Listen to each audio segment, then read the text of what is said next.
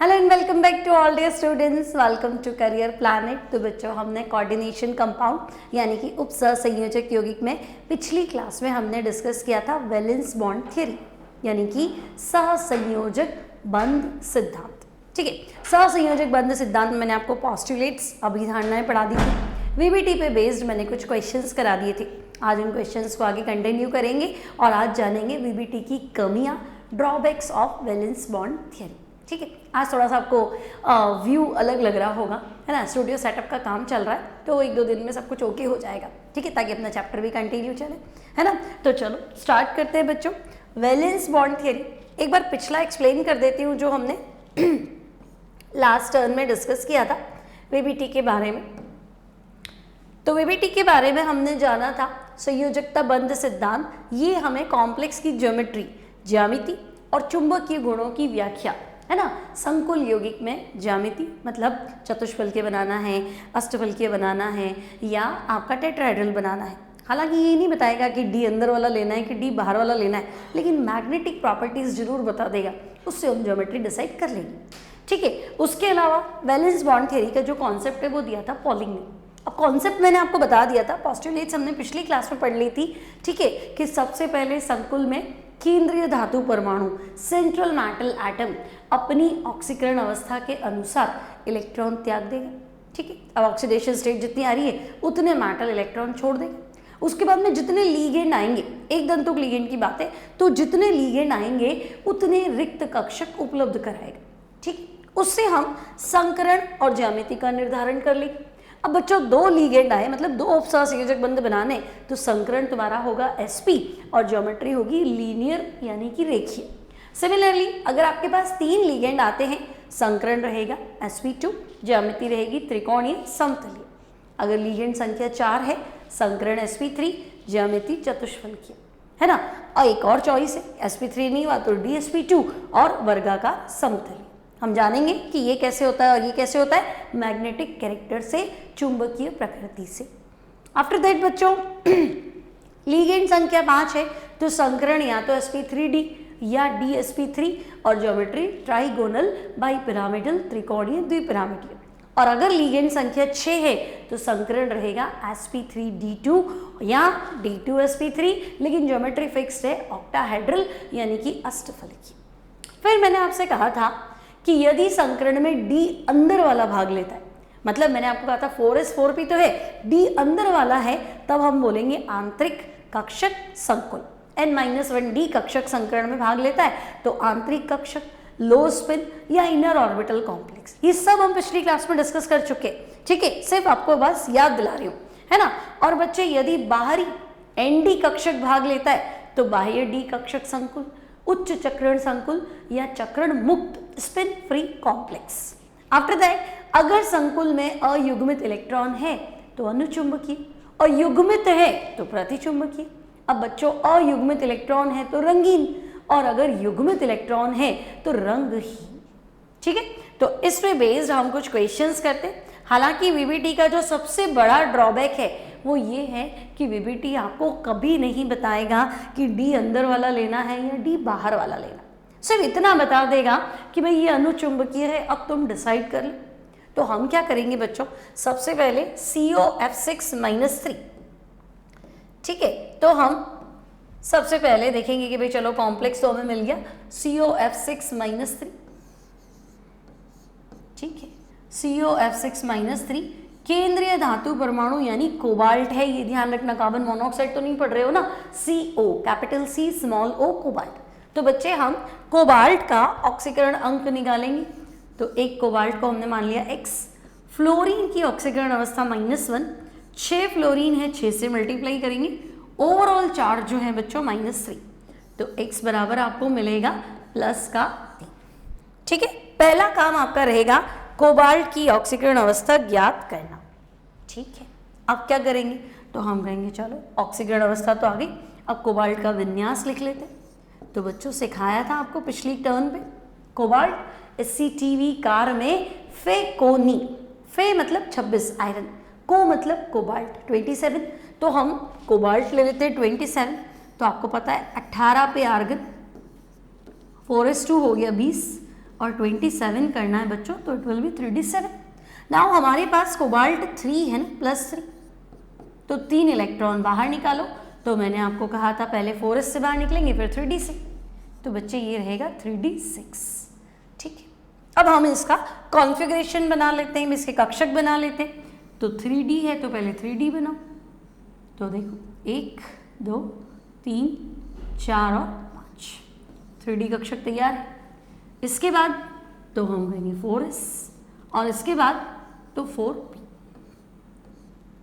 ठीक है, अब बच्चों आपका विन्यास है 3d6, मतलब d कक्षक में 6 इलेक्ट्रॉन फिल करने हैं। तो देखो 1 2 3 4 5 और 6। ठीक है, ये हमने भर दी। अब VBT का कहना है कि भाई ये अनुचुंबकीय है। ठीक है, क्वेश्चन कंप्लीट कैसे होगा, तो ये कहेगा VBT के आधार पे समझाओ। भाई ये कॉम्प्लेक्स जो है अनुचुंबकीय है, समझाओ तो सही, किस बिहाफ पे समझाओ, तो आपको समझाना है VBT के आधार पे। ठीक है, तो VBT के आधार पे समझाना है, तो हम कहेंगे ओके 3d4, मतलब 3d में 3d6 है, अनपेयर्ड इलेक्ट्रॉन तो में 4 नजर आ रहे हैं। अब बच्चे लिगेंड संख्या तो 6 है। अब अगर लिगेंड संख्या 6 है तो मुझे रिक्त कक्षक तो 6 चाहिए, यहाँ तो मेरे को 3 ही मिले, है ना, 4 मिले, सॉरी, एक s और 3 p। अब क्या करें, है ना, इसका कक्षक इसको अंदर ले नहीं ले, तो तुम मुझे बताओ, तुम्हें पहले ही उससे कह दिया अनुचुंबकीय। तो जब वो बोल रहा है अनुचुंबकीय मतलब अयुग्मित इलेक्ट्रॉन तो होनी चाहिए, तो इनको नहीं छेड़ना है।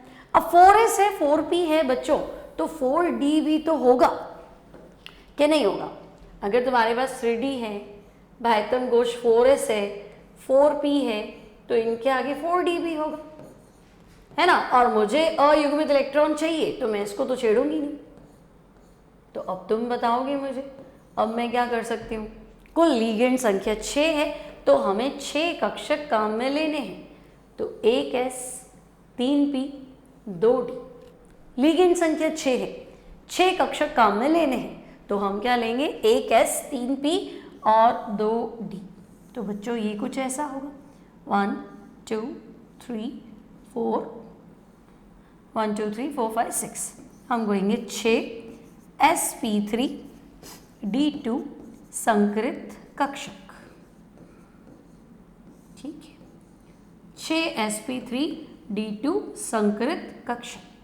अब 6 लिगेंड आके इनको लोन पेयर डोनेट करेंगे। तो देखो 3d तो तुम्हारा एज इट इज है ना, d में 1 2 3 4 और ये 5 कक्षक हो गए। ठीक है, और ये आपके 6sp3 d2 बना लें, 1 2 3 4 और 5 6, है ना, और ये d में हो गए 5। तो ये तो आपका है 3d। ठीक है, और ये है sp3 d2 संकृत कक्षक या संकरण। ठीक है, अब यहाँ आपके पास कितने इलेक्ट्रॉन हैं, तो बच्चों यहाँ d6 चल रहा था, तो 1 2 3 4 5 और ये 6th इलेक्ट्रॉन आपका ऐसे। ठीक है, और यहाँ तो लिगेंड है आपका F माइनस, तो बच्चों 6F माइनस, ये हटा देती हूँ मैं, 6F माइनस क्या करेंगे, इसको लोन पेयर डोनेट करेंगे, है ना। सेकेंड F माइनस ये भी लोन पेयर डोनेट करेगा, third F minus, fourth F minus, fifth F minus और 6th F माइनस। 6 आपके फ्लोराइड जो है वो इसको लोन पेयर डोनेट करेंगे। ठीक है,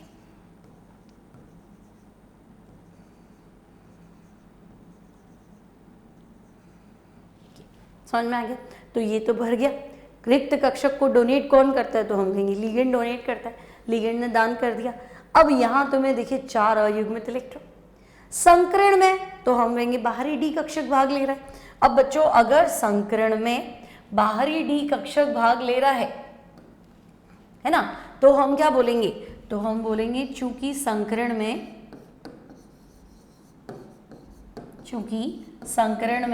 देखो तुमने 4s 4p कक्षक कौन सा भाग लिया, तो हम कहेंगे कक्षक तो 4d भाग लिया, 4s 4p और 4d, ns np और nd।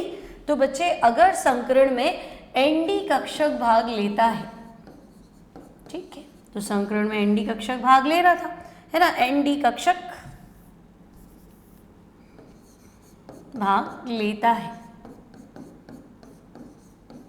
ठीक है। इसलिए इसे क्या बोलेंगे बच्चों, तो इसलिए इसे बोलेंगे बाह्य कक्षक संकुल, ठीक है, बाह्य कक्षक संकुल या चक्रण मुक्त संकुल, ठीक है, या उच्च चक्रण संकुल, हाई स्पिन कॉम्प्लेक्स, क्योंकि स्पिन बढ़ जाता है, अंदर वाले इलेक्ट्रॉन को वगैरह नहीं छेड़ते, तो उच्च चक्रण संकुल कहते हैं, ठीक है।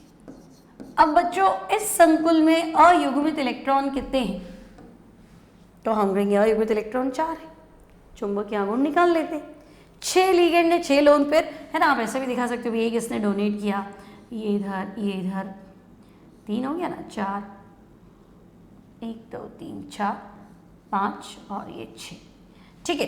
तो बच्चे अगर 6 लिगेंड है तो ज्योमेट्री अष्टफलकीय और 4 अयुग्मित है तो चुंबकीय आघूर्ण भी निकाल लेते, है ना।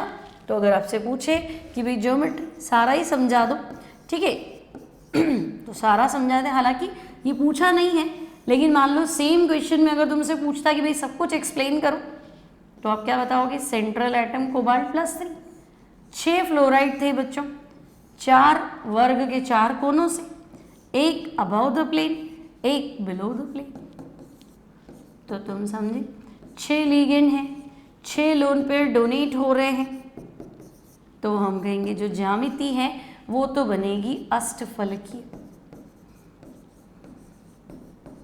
ठीक है, ज्योमेट्री होगी ऑक्टाहेड्रल अष्टफलकीय। अब हम करते चुंबकीय आघूर्ण की गणना, ठीक है, यही लिख देते हम चुंबकीय आघूर्ण की गणना।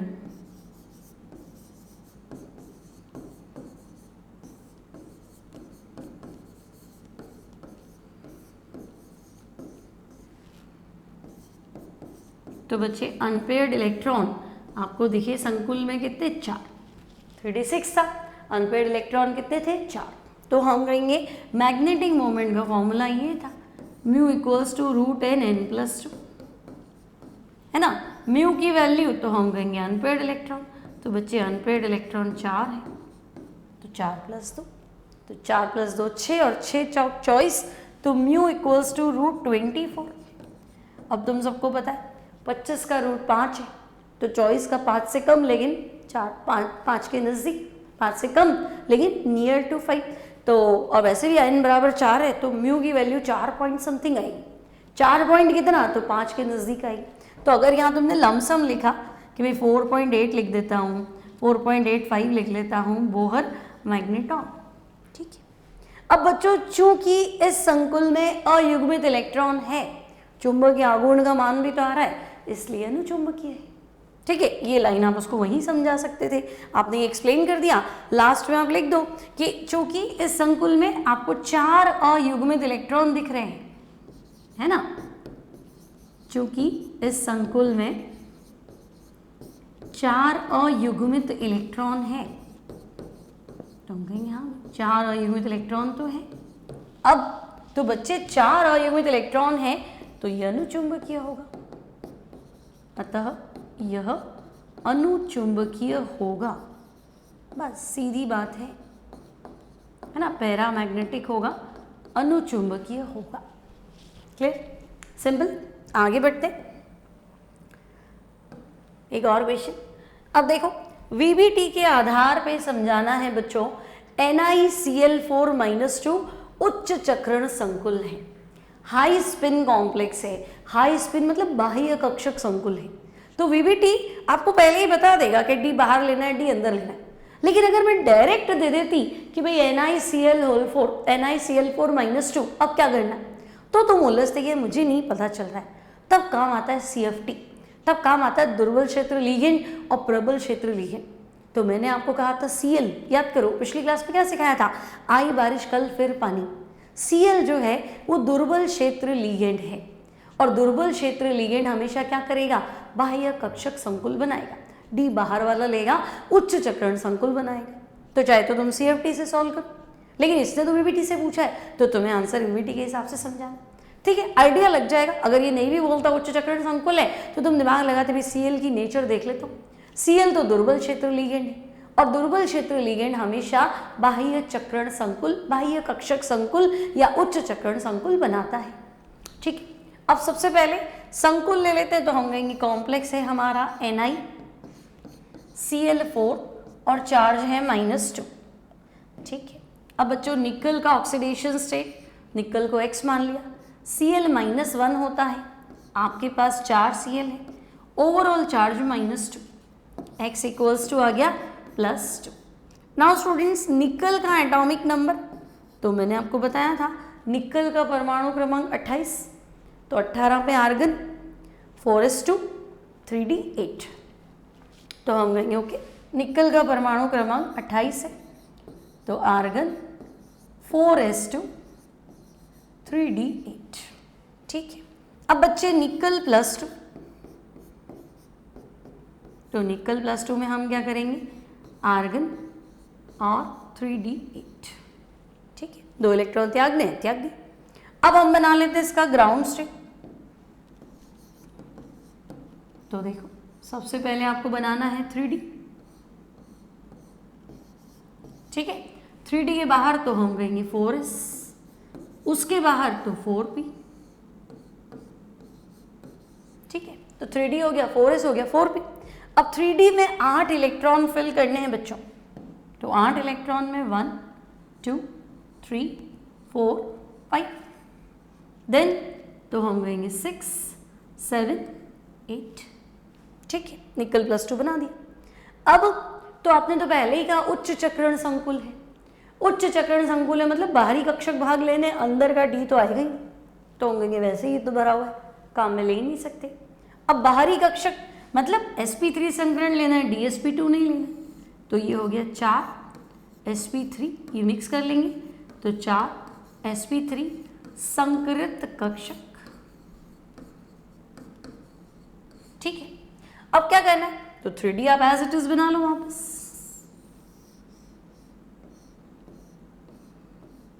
ये आपका 3d और ये 4 sp3 संकरित कक्षक ये बना लेते हैं अपन, है ना, यहां लिख देती हूं मैं sp3 संकरण। ठीक है, अब आपके पास 8 इलेक्ट्रॉन थे, 1 2 3 4 5 6 7 और 8। अब बच्चे 4 Cl माइनस, ये Cl माइनस, ये Cl माइनस, ये भी Cl माइनस और ये भी Cl माइनस। ये Cl माइनस इसको लोन पेयर डोनेट करेगा, ये Cl माइनस इधर लोन पेयर डोनेट करेगा, ये वाला क्लोराइड इधर डोनेट करेगा और ये क्लोराइड इधर डोनेट करेगा। ठीक है, संकरण के बाद आपका ये भी फुल हो गया, ये भी हो गया, है ना। अब तो हम कहेंगे यहाँ बाहरी चक्रण संकुल है, क्योंकि संकरण क्या है, sp3 ज्योमेट्री, तो बच्चे sp3 में तो चतुष्फल की, तो अब आपको इसमें बनानी है ज्योमेट्री। तो NiCl4 माइनस की ज्योमेट्री जब बनाएंगे बच्चों, तो आपको बताना है Ni सेंटर में, है ना, 4 कोऑर्डिनेट बॉन्ड। ठीक है, सेंटर में आपका Ni+2 था, ये Cl माइनस है, ये भी Cl माइनस है, ये भी Cl माइनस है और ये भी माइनस है। संकरण हम कहेंगे sp3 संकरण। ठीक है, ज्यामिति तो हम कहेंगे चतुष्फल की। ठीक है, सवाल जो पूछा था वो तो यहीं खत्म हो गया। आपसे पूछे बाह्य चक्रण संकुल है, समझाओ, तो हम कहेंगे चूंकि sp3 संकरण है, बाह्य चक्रण संकुल है, और वो तो खुद ही कह रहा है, आपको सिर्फ एक्सप्लेन करना है। मैग्नेटिक मोमेंट, तो बच्चे संकरण sp3 है, कितने अनपेयर्ड इलेक्ट्रॉन है, तो हम कहेंगे अनपेयर्ड जो है वो तो है हमारे पास 2। ठीक है, अब अगर 2 अनपेयर्ड इलेक्ट्रॉन है ना, उच्च चक्रण संकुल है, 2 अनपेयर्ड इलेक्ट्रॉन है, तो आप मैग्नेटिक मोमेंट निकालो, तो अनपेयर्ड इलेक्ट्रॉन 2 है, म्यू निकाल दो। तो म्यू का फॉर्मूला था बच्चों √n+2। ठीक है, अब म्यू इक्वल्स टू n का मान कितना है, 2 + 2, तो म्यू का वैल्यू आया बच्चे √8, लगभग बताना। तो 9 का रूट कितना था, 3, तो 8 का रूट कितना है 2 पॉइंट समथिंग, तो हम कहेंगे लगभग 2.8 2.9 के आसपास ले लेते हैं। ठीक है, 8 ले लेते हैं। मात्रक, बोहर, मैग्नेटॉन। ठीक है, आप ये भी बता सकते हैं क्योंकि NiCl4-2, ठीक है, NiCl4-2 में क्या है, तो हम कहेंगे भाई इसमें अयुग्मित इलेक्ट्रॉन उपस्थित है। ठीक है, इसमें अनपेयर्ड इलेक्ट्रॉन है, अयुग्मित इलेक्ट्रॉन उपस्थित है, इसलिए तो हम कहेंगे इसलिए यह अनुचुंबकीय है। ठीक है, दिस इज पैरामैग्नेटिक, अनुचुंबकीय है। ठीक है, समझ में आ गया। सबसे पहले आपको क्या करना है, कॉम्प्लेक्स लिखना है ना। कॉम्प्लेक्स लिखने के बाद में आप सबसे पहले उसका ऑक्सीडेशन स्टेट निकालेंगे बच्चों। एक बार ऑक्सीडेशन स्टेट निकल गया उसके बाद तो आपको उसमें क्या करना है अनपेयर्ड इलेक्ट्रॉन निकाल दीजिए, है ना। एज इट इज, जैसा जैसा वो आपसे कह रहा है वैसा वैसा करते रहिए। ठीक है, तो ये समझ में आ गया, ये हाई स्पिन कॉम्प्लेक्स क्यों है। NiCN बताया था वो लो स्पिन था। ठीक है, और क्वेश्चन देखते हैं हमारे पास। तो नेक्स्ट दिखाई दे रहा है आई थिंक आपको, MnBr4-2 NCERT का उदाहरण 9.7 है। अब देखो, केवल प्रचक्रण चुंबकीय आघूर्ण, मतलब चुंबकीय आघूर्ण में म्यू इक्वल्स टू होता है mu S plus mu L, है ना। चुंबकीय आघूर्ण दो प्रकार की गतियों का योग होता है। एक तो होता है स्पिन मैग्नेटिक मोमेंट, चक्र, इलेक्ट्रॉन क्या करता है अपनी स्पिन करता है क्लॉकवाइज और एंटी क्लॉकवाइज, और दूसरा होता है कक्षकीय, नाभिक के चारों ओर अपने कक्षक में चक्कर लगाता है वो, है ना, रिवॉल्यूशन और रोटेशन जिसे कहते हैं। ठीक है, तो हम सिर्फ म्यू एस को ही कंसिडर करते हैं। संक्रमण तत्वों के लिए डी इलेक्ट्रॉन थोड़े दूर चले जाते हैं तो म्यू एल निग्लिजिबल होता है। तो म्यू पूछ रहा है मतलब म्यू एस पूछ रहा है, चक्रण चुंबकीय आघूर्ण पूछ रहा है। ठीक है, तो हम कहेंगे ओके, फिलहाल ये कह रहा है कि चुंबकीय आघूर्ण का मान, है ना, कितना आ रहा है, तो हम कह रहे हैं 5.9 आ रहा है बोर मैग्नेटॉन। अब मुझे बताओ, हमारे लिए तो फॉर्मूला ये था म्यू इक्वल्स टू √n+2। आपने कहा कि म्यू की वैल्यू 5.9 है। ठीक है, अब उसको कोई सॉल्व नहीं करने बैठना है, ये दोनों तरफ स्क्वायर कर दूं और फिर मैं सॉल्व करूं, इतना टाइम नहीं, और न ही इतना टाइम लगा के सॉल्व करना है, हिट एंड ट्रायल मेथड से। और वो भी क्यों लगाना है, मुझे बताओ। अगर मैं n का मान 5 रखूं तो 5 + 2 7, 7 × 5 35, तो 36 का रूट 6 आता है, तो 35 का 6 से कम आएगा, 5 पॉइंट समथिंग आएगा, 6 के नज़दीक आएगा, तो मैं कहूँगी हाँ 5.9 ठीक है। तो बच्चे यदि आप डायरेक्ट लिखो, यदि n बराबर 5 है तो म्यू बराबर, तो हम कहेंगे हाँ 5.9 के आसपास होना चाहिए। ठीक है, अगर n का मान 5 है तो म्यू का वैल्यू 5.9 होगा, इसमें कोई दो राय है ही नहीं। ठीक है, मान लेते हैं। अब क्या करें, तो अब ये कहना चाह रहा है कि मतलब इस संकुल में ये जो आपका है MnBr4-2, अतः MnBr4-2 में 5 अयुग्मित इलेक्ट्रॉन उपस्थित हैं, है कि नहीं, बोलो। इस संकुल में बच्चों आपके पास 5 अनपेयर्ड इलेक्ट्रॉन, 5 अयुग्मित इलेक्ट्रॉन उपस्थित है। अब 5 अयुग्मित है तो आपको क्या करना है, ज्यामिति बतानी है, मतलब पूरा क्वेश्चन शुरू से सॉल्व करना है जैसे अपन पढ़ते आए हैं। ठीक है, तो हम चलते हैं संकुल पे। ये संकुल है मेरे पास MnBr4 और -2। आपको मैंने सिखाया था सबसे पहले क्या करेंगे, ऑक्सीडेशन स्टेट निकालेंगे। तो बच्चे Mn को x मान लो, 1 Br -1, 4 है तो 4 से मल्टीप्लाई करो, इक्वल्स टू -2, x बराबर +2।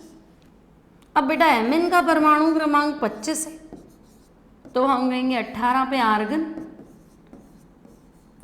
4s2 हो गया 20, 3d हो गया 5। अब Mn +2, तो हम कहेंगे ठीक है, आर्गन और 3d 5। अब 3d कक्षक में 5 इलेक्ट्रॉन है, ठीक है, तो हम 3d बना लेते हैं। है ना। 3D के बाहर क्या है तो हम कहेंगे 3D के बाहर 4s, और उसके बाहर क्या है तो हम कहेंगे 4p। ठीक है, अब बेटा 5 इलेक्ट्रॉन है अनपेयर्ड, तो 5 इलेक्ट्रॉन लिख देते हैं, 1 2 3 4 5, 4s है और 4p है। अब 5 रहनी ही चाहिए क्योंकि म्यू का मान तो हमारे पास पहले ही आ गया है ना। हमने जो अपना डेटा से क्वेश्चन निकाला तो हमने कहा भाई अगर म्यू 5.9 है तो अनपेयर्ड इलेक्ट्रॉन तो 5 होने चाहिए, मतलब मुझे इसका 3D कक्षक तो छेड़ना ही नहीं है क्योंकि मुझे तो 5 अनपेयर्ड चाहिए। अब ज्यामिति बतानी है तो संकरण बताना पड़ेगा, संकरण बताने तो लीगेंड देखो, तो लीगेंड तो ये कह रहा है 4, तो बेटा अगर 4 लीगेंड है, Br 4 है ना, तो 4 कक्षक संकरण में भाग लेंगे, तो संकरण में अगर 4 कक्षक भाग लेंगे तो मैं कहूँगी sp3 संकरण होगा। बोलो, तो ये हो गया 4 sp3 संकरित कक्षक, क्योंकि संकरण में 4 कक्षक भाग लेते, तो 4 sp3 संकरित कक्षक। अब तो हम कहेंगे 3D तो यूं का यूं रखो, फिर 3D को तो आप छेड़ ही नहीं सकते हो, तो ये 3D में 5 अनपेयर्ड रखने थे, ये लो, और 4 sp3 संकरित कक्षक ये बना लेते हैं 1 2 3 और 4। लीगेंड कौन है तो भाई लीगेंड तो Br माइनस है, तो हमारे पास बच्चों 4 Br माइनस है। ठीक है, तो 2-2 इलेक्ट्रॉन डोनेशन में मिले भाई, इसने डोनेट किया, इसने डोनेट किया, ये भी डोनेट करेगा और ये भी डोनेट करेगा। सीधा बनाना, ऐसा मत बना देना एग्जाम में। ठीक है, अब तो हम कहेंगे sp3 संकरण है, ज्यामिति समझाओ, तो अगर sp3 संकरण है तो ज्यामिति, बोलो sp3 संकरण है तो ज्यामिति कैसी होगी, तो हम कहेंगे चतुष्फलकीय, तो 4 कोऑर्डिनेट बॉन्ड Mn+2, 4 लोग डोनेशन में आएंगे। कौन है लीगेंड Br माइनस, तो ये लो Br माइनस। ठीक है, ज्योमेट्री तो बच्चों टेट्राहेड्रल ज्योमेट्री, चतुष्फलकीय ज्यामिति, टेट्राहेड्रल ज्योमेट्री चतुष्फलकीय ज्यामिति। क्लियर, ऐसा क्वेश्चन आए तो ऐसा जवाब देना है। ओके, अब आता है हमारे पास वीबीटी, हमने पूरा अच्छे से पढ़ लिया है, वीबीटी में कोई दिक्कत नहीं। वीबीटी की कमियां क्या है, तो तुम सोचो सारे क्वेश्चन में मैंने ही तुम्हें बताया है कि अनुचुंबकीय है कि प्रतिचुंबकीय है, रंगीन है कि रंगहीन है ना। अब वीबीटी इतना तो बता देगा भाई रंगीन है कि रंगहीन, कलर कौन सा है भाई, रंगीन है तो दुनिया में तो रंग कितने हैं, कलर एग्जैक्टली तो बताओ, पीला है, नीला है, वॉयलेट है, क्या है वो नहीं बताएगा, कौन सा रंग है ये नहीं बताएगा, डी अंदर लेना है कि डी बाहर वाला लेना है वो नहीं बताएगा, लीगेंड दुर्बल क्षेत्र है या प्रबल क्षेत्र है वो भी नहीं बताएगा, तो खास खास बातें इसने नहीं बताई है। ठीक है, तो देखो वीबीटी की कमियां, तो बच्चों वीबीटी ये दुर्बल क्षेत्र लीगेंड और प्रबल क्षेत्र ligand, strong field ligand, weak field ligand, इसमें डिफरेंशिएट करता ही नहीं। अब 4 में वीबीटी ये नहीं बताता है, वीबीटी अनुचुंबकीय प्रतिचुंबकीय बता देता है। अब अनुचुंबकीय प्रतिचुंबकीय से हम दिमाग लगाते हैं, जैसे अभी मैंने किया था कि भाई चुंबकीय आघूर्ण जो है वो तो इतना आ रहा है, अब तुम ज्यामिति बताओ, तो हमने कहा संकरण sp3 आ रहा है, यानी वो चतुष्फलकीय है। वीबीटी डायरेक्ट नहीं बताएगा कि ये चतुष्फलकीय है या वर्गाकार समतलीय है, क्योंकि आपको ये नहीं बताता डी अंदर वाला कक्षक लेना है कि डी बाहर वाला लेना है। उसके बाद तो हम कहेंगे ये संकुल यौगिक द्वारा दर्शाए गए रंग का सही स्पष्टीकरण, मतलब कौन सा कलर है ये कौन बताएगा, तो वीबीटी ऐसा कुछ नहीं बताता। आफ्टर दैट तो बच्चे वही बात, आंतरिक कक्षक संकुल और बाह्य कक्षक संकुल बनने की व्याख्या नहीं करता है, और संकुल के गतिक स्थायित्व व ऊष्मा गतिकी स्थायित्व की मात्रात्मक व्याख्या नहीं करता। अब मात्रात्मक व्याख्या से क्या समझे, तो देखो आने वाली क्लास में हम डिस्कस करेंगे स्टेबिलिटी ऑफ कॉम्प्लेक्स, संकुल का स्थायित्व, इसमें हम निकालेंगे संकुल का स्टेबिलिटी कांस्टेंट के, साम्य अवस्था में रिएक्शन होगी reversible, metal plus ligand equals to complex, reaction आपकी रिवर्सिबल है, उत्क्रमणीय है, उसमें हम निकालेंगे साम्य अवस्था स्थिरांक, साम्य अवस्था स्थिरांक दर्शाएगा स्टेबिलिटी स्थायित्व। ठीक है, तो ये सारी बातें जो है वो वीबीटी एक्सप्लेन नहीं करता, तो कितना स्टेबल है, कौन ज़्यादा स्टेबल है, कौन कम स्टेबल है, वो सब कुछ वीबीटी नहीं बताता। तो ये थी वैलेंस बॉन्ड थ्योरी की कमियां और इन पे आधारित प्रश्न। आई थिंक इससे क्वेश्चन बन जाएंगे। ठीक है, तो मिलते हैं अगली क्लास में अच्छे स्टूडियो सेटअप के साथ। Till then take care and good bye.